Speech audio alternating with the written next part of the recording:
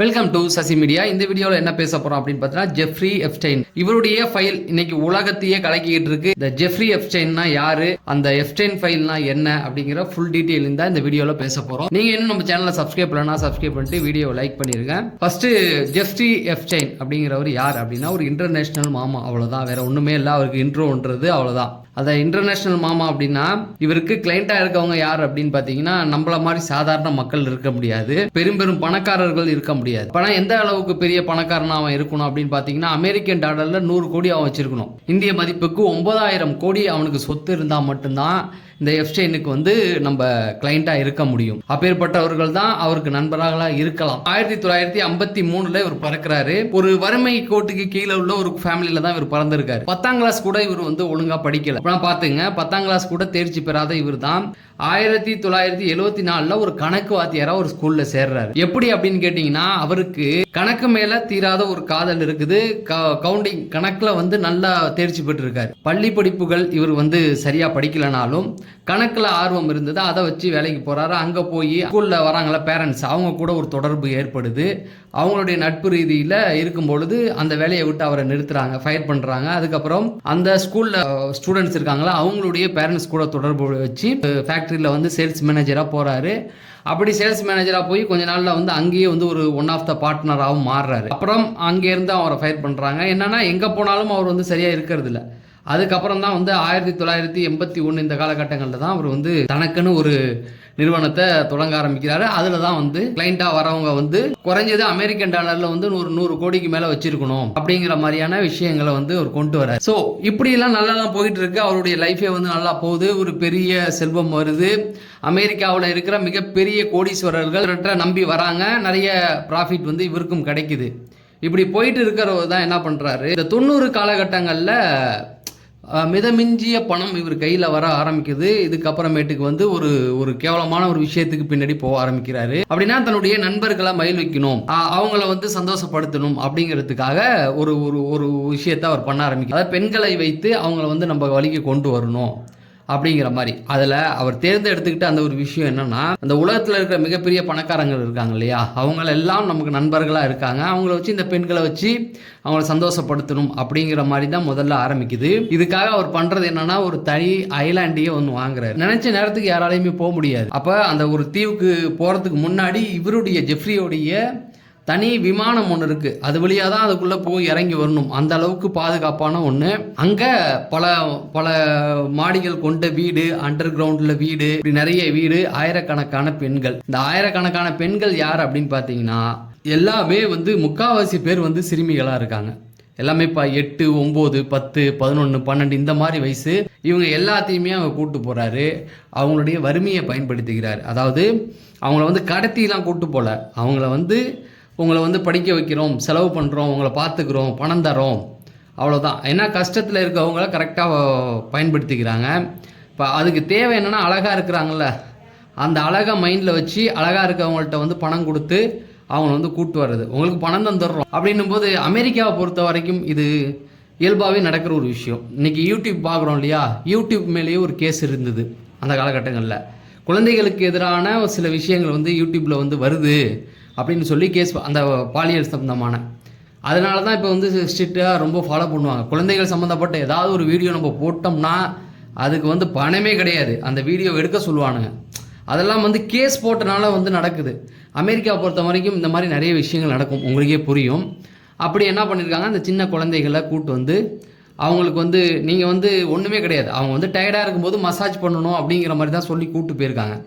கூட்டு போய் அவங்களுடைய அந்த ஜெஃப்ரி எப்ஸ்டைன் இருக்கார்ல, அவருடைய ஃப்ரெண்டு ஒருத்தவங்க தான் இவங்களுக்கு ட்ரைனிங் கொடுத்துறாங்க. ஒரு லேடி ட்ரைனிங் கொடுத்து அவங்கள எப்படி ட்ரெஸ் பண்ணணும், எல்லாத்தையும் எப்படி பேசணும், இந்த மாதிரியான விஷயங்களை சொல்லி கொடுத்து மசாஜ் அப்படின்னு போனவங்களுக்கு அங்கே போய் நடந்தது என்ன அப்படிங்கிறது உங்களுக்கே தெரியும். பாலியல் ரீதியாக நிறைய துன்புறுத்தல் அவங்களுக்கு நடந்திருக்கு. நிர்வாணம் அணிக்க வைக்கிறது, இந்த மாதிரி நிறைய விஷயங்கள் போயிருக்குது.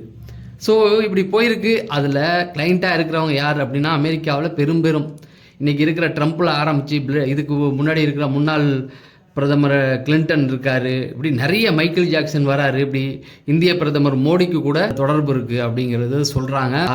இன்னும் நிறைய பேர் போகுது. அம்பானி பேர் வருது, உலகத்தில் இருக்கிற ஐஸ்வர்யா ராய் பேர், உலகத்தில் இருக்கிற எல்லா பணக்காரர்களுடைய பேரும் இதில் வருது. அதாவது என்ன பண்ணியிருக்காரு அப்படின்னா எல்லாத்தையுமே ஆவணப்படுத்திட்டாரு. இன்றைக்கி சிசிடி கேமரா இருக்கு இல்லையா, இது இல்லாத காலகட்டங்கள் 90 காலகட்டங்களில் என்ன பண்ணியிருக்காரு, எல்லாத்தையுமே வந்து டாக்குமெண்ட் பண்ணிட்டார்.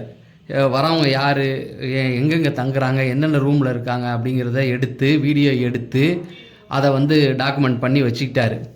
ஸோ ஏதாவது தனக்கு தேவை அப்படின்னா அந்த தேவைக்கு அவங்கள மிரட்டி காரியம் சாதிச்சிருக்காரு அப்படின்னு சொல்லப்படுது. இன்னும் சொல்லப்போனால் எலான் மாஸ்க் இருக்கார் இல்லையா, அவரே இவருடைய பார்ட்டிக்காக வெயிட் பண்ணியிருக்காரு, ட்வீட் போட்டிருக்காரு, நீ எப்போ பார்ட்டி வைக்க போகிற அப்படின்னு சொல்லி. அதாவது ஒரு பார்ட்டி ஏற்பாடு பண்ணாருன்னா அதை யாராலும் தவிர்க்க முடியாது அந்த ஐலாண்டில். ஆனால் அதை சந்தோஷமாக கொண்டாடிக்கிட்டு வரணும், அந்த அளவுக்கு எலான் மாஸ்கே இப்போ கேட்டிருக்காரு, அதெல்லாம் வெளியே வருது. ஸோ இப்படி நிறைய பார்ட்டிகள் இந்த மாதிரி பண்ணியிருக்காரு.